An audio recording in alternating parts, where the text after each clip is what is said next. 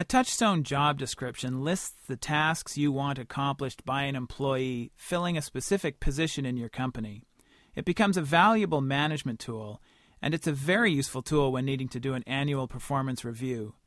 In the Touchstone General Process Library, we have a sample documented process called Performance Review Employee Evaluations.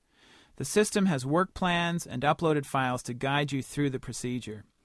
To begin, if you haven't already done so, download the process. I recommend storing the process in the Management subfunction of your Touchstone application. So begin by clicking on the 4 Key Functions tab, then choose Guiding the Business.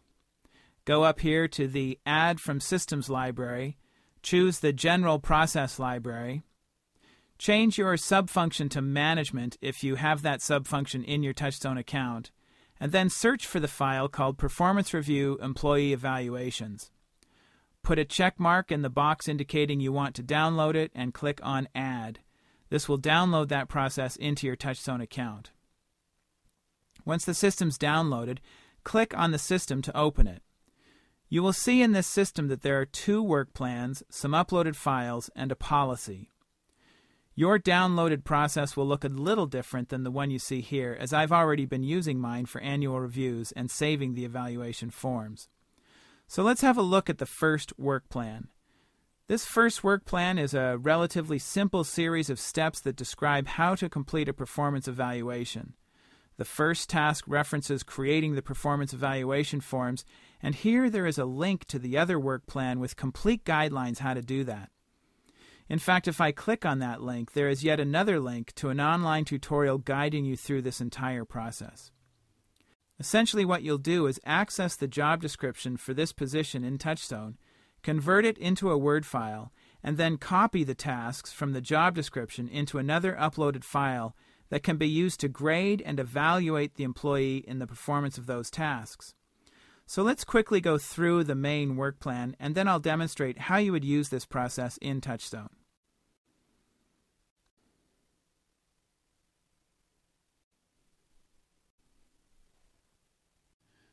The first step is to create or update the performance review forms, which I just mentioned. Once you've got the forms created, you want to schedule the performance evaluation. Then you want to access and distribute the forms, the performance evaluation forms, one to the employee who will be evaluated, and you'll be keeping one yourself. You'll need to instruct the employee on how to complete their form, how to evaluate themselves. Then you will complete your own form. You will evaluate the employee. Then you'll perform the evaluation, discuss bonuses and raises following the raise and bonus policies. You'll discuss strengths of the employee and areas needing improvement, get signatures on the form, then you'll schedule your next performance evaluation meeting and file the performance evaluation copies into the personnel files. You'll also notice that there are some expectations on this process, that performance evaluations will occur annually, that the employee will be given at least 1 week to evaluate their position, that the entire form will be reviewed completely with the employee when describing how it is to be completed, so you'll give them a complete set of instructions. The comments will be written in the comment section for each grade that is either a 1, 2, 4, or 5, and that the performance evaluations will be conducted only if both parties have completed their performance evaluation forms. Okay, so let's see how that will work in Touchstone. I need to evaluate my marketing associate. The first step that I'd normally take is to create this position's performance evaluation form. I've already done that for this position of marketing associate, and for the sake of brevity, I'm going to skip over this part of the process. It's all clearly described in the other work plan of this system. Additionally, if you've previously done a performance evaluation for this position, like I have, chances are these forms will have been saved and they'll be available to you. You'll not have to recreate them. But because Touchstone is such a dynamic tool, and because job descriptions can change as the business landscape changes, it's not a bad practice to do this each time. It only takes a few minutes and you'll get the exact current information into the evaluation form. This is also a great time to review the job description for inaccuracies. Okay, so let's get started.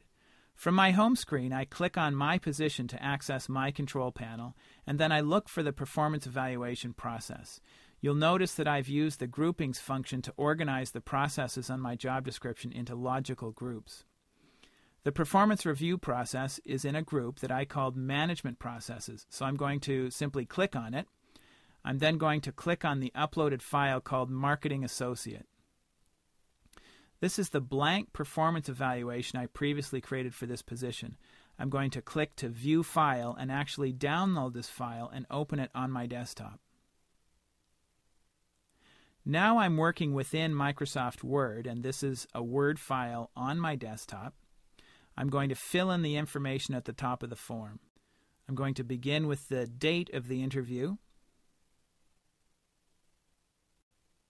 then the employee's name, then my name as the person who will be conducting the interview, and then finally the review period. In this case, the review period will be from October 31st, 2007 through November 1st, 2008.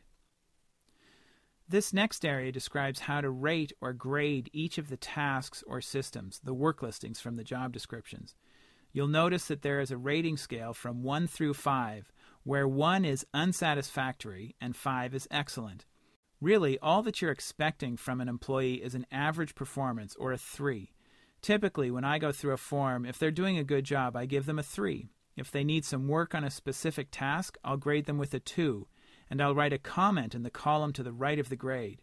This indicates that we need to keep an eye on this task or system. If something is really unsatisfactory, I'll give them a 1, and I'll write a comment in here, and we will use this meeting to create a work plan to address this issue. I will then follow up the work plan in my weekly management meetings. If they're doing a really good job on any system, I'll grade them with a 4 or maybe a 3+, and I will again write a comment in this column. It's an opportunity to be able to acknowledge the employee for an above-average performance. I rarely give a 5 in this grading system. So the next step is to go through and grade each of these systems. And remember, the systems came directly from the job description. As an example, James' use of the time management system is good, so I'm going to give him a 3 here.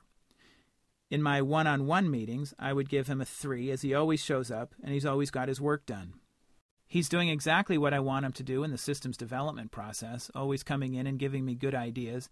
Again, he's following the process and I would give him a 3.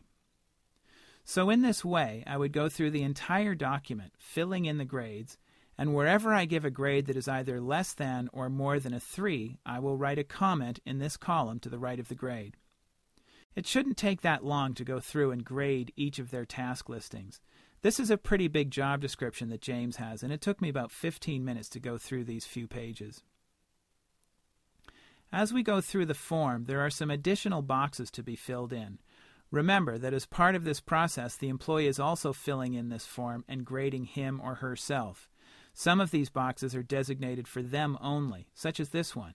It is asking what education or training related to this position did he or she take during this review period.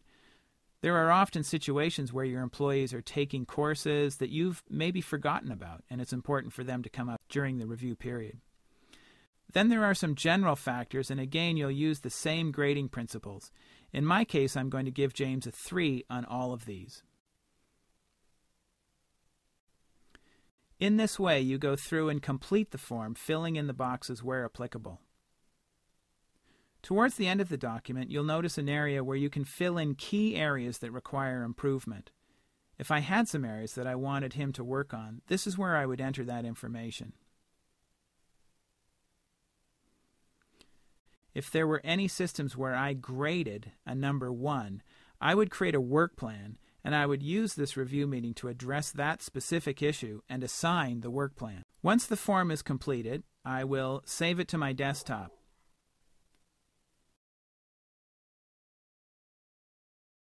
Then I'll go back to Touchstone, save this file as Marketing Associate 2008. I could add some notes about this actual performance review meeting in this section here if I chose. I then browse for it on my desktop and I re-upload it. This will save a copy of my edited form within the Touchstone application.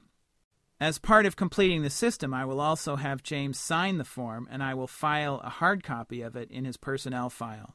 Now, if I wanted to review my evaluation at any point in the future, in preparation for the next annual review, for example, I could access the hard copy from his personnel file, or I could go to the completed uploaded files by clicking here. And here you'll see I have his files for 2006, 2007, and 2008. Okay, I think that's it. I hope this tutorial has been instructive and helpful. Please look for more of these systems of the week as we create them.